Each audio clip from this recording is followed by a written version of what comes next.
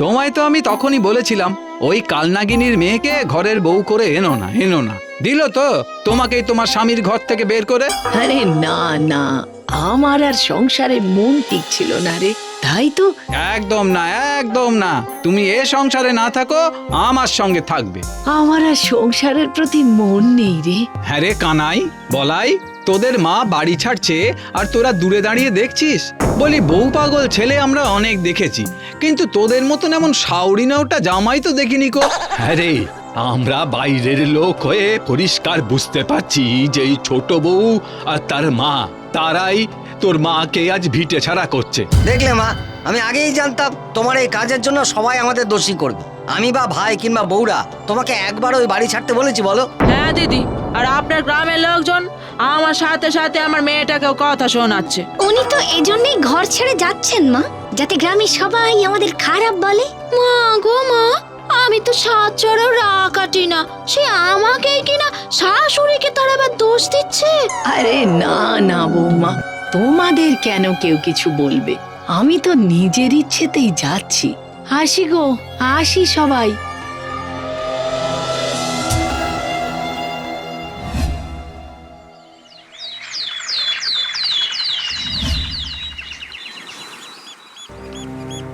হে ঈশ্বর, সকাল থেকে কাঠকুটো ফলমূল কিচ্ছুটি জুটলো না। বাধ্য হয়ে এবার হাটে বেচার জন্য এখনই নিরীহ মাছেদের প্রাণগুলো নিতে হবে। না না না না, হে বিষ্ণুদেব, এমন একটা উপায় বাতলে দাও যাতে নিজের পেট ভরতে আমাকে কোনো মাছের প্রাণ নিতে না হয়।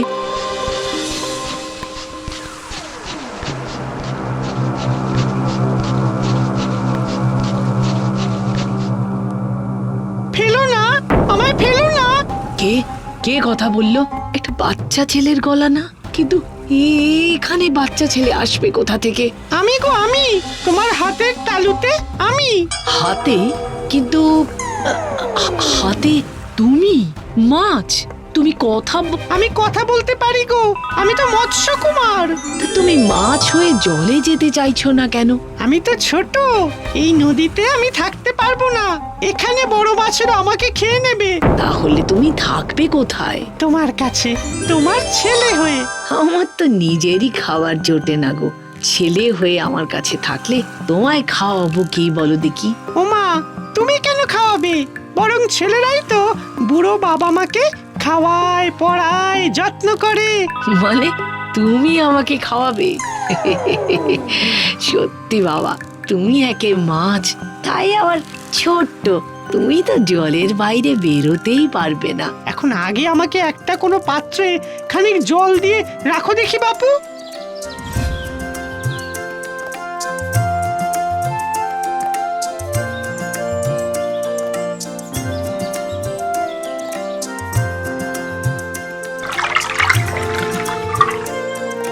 তুমি যে জাদু মাছ তা তো বুঝলাম, কিন্তু তুমি জলে থেকে আমার দেখাশোনা করবে কি করে? দেখবে, আজ তো তোমার কোনো খাওয়া জোটেনি, তাই তো? বলো দেখি, তোমার কি কি খেতে ইচ্ছা করছে? আমি বিধবা মানুষ, আমি তো ফল জল ছাড়া আর কিছুই এখন খাবো না।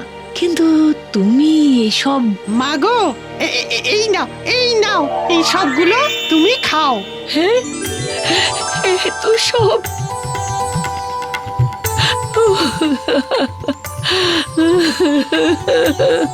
কেঁদো না মা, কেঁদো না। আজ থেকে আর তোমাকে এতটুকু কাঁদতে হবে না। হে বিষ্ণুদেব, সত্যি তুমি দীনবন্ধু। তোমার অশেষ কৃপা ঠাকুর, অশেষ কৃপা। মাগো, মাগো, আমাকে বাঁচাও! এইদিকে এসো, দেখো তাড়াতাড়ি, আমাকে বাঁচাও! এ কি?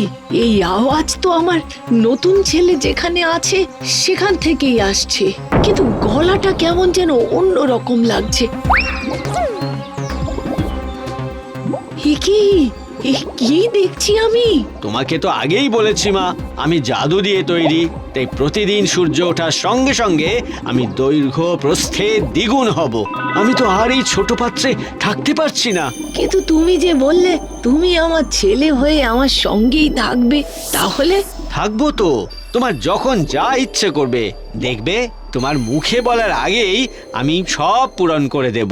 তোমার বিপদ হওয়ার আগেই আমি তোমাকে সাবধান করে দেব। আমাকে যখন যেখানে তোমার মনে পড়বে, দেখবে আমি তোমার সামনে চলে এসেছি। এবার আমাকে পুকুরে নিয়ে চলো মা।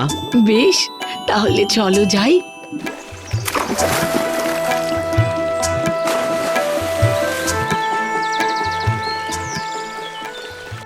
মা, মা, কুমার, এই তো কুমারেরই গলা। কুমার আমাকে ডাকছে। আসছি বাবা, আমি এক্ষুনি আসছি।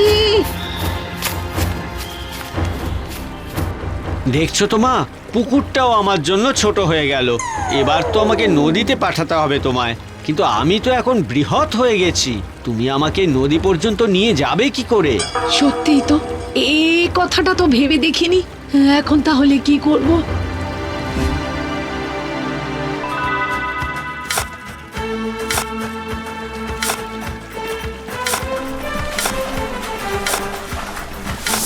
মাগো, তুমি ছিলে বলেই আমার প্রাণ আজ রক্ষা পেল। সত্যি মারা যে তাদের সন্তানের জন্য সব করতে পারে, তুমি আজ তা আবারও প্রমাণ করলে। ধন্য তুমি মা, ধন্য তুমি। তুমিও তো আমার সব দুঃখ দুর্দশা দূর করেছো। আমার মনের ইচ্ছা মুখে আসার আগেই পূরণ করেছো।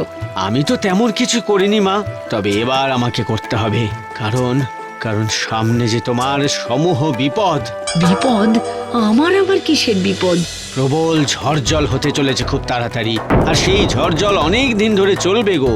এই নদীর জলেও আমি তা বেশ বুঝতে পারছি। তবে তুমি চিন্তা করো না মা, তোমার কোনো বিপদ আমি কিছুতেই হতে দেব না। তোমরা শুনতে পাচ্ছ? ঝড় আসতে চলেছে। তা আসুক না, বলি এ তো প্রথমবার ঝড় বৃষ্টি আসা নয়। না না না না বৌমা, তুমি বুঝতে পারছো না। এই ঝড় সাধারণ ঝড় নয়, সব ভেসে যাবে। আমি মিথ্যে কথা বলছি না। এখনই তোরা গ্রাম না ছাড়লে যে সব শেষ হয়ে যাবে। বললাম তো, আমরা কেউ তোমার সঙ্গে যাব না।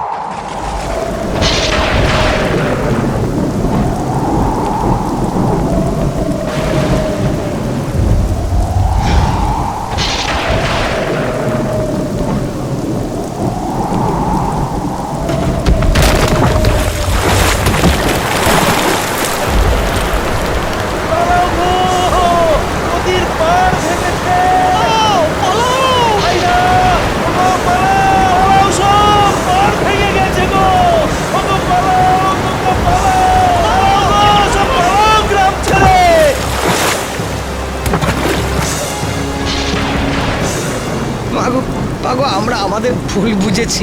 তুমি আমাদের বাঁচাও, নয়তো আমরা সহ এই গ্রামের সবাই ভেসে চলে যাব। আমি আমি কি করব এখন?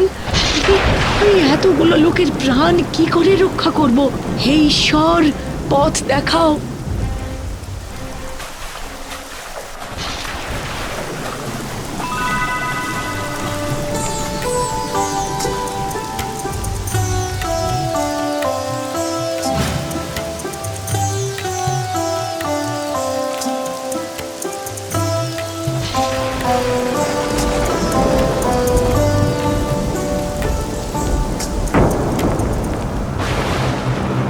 আমাকে আমাকে ক্ষমা করে দিন মা।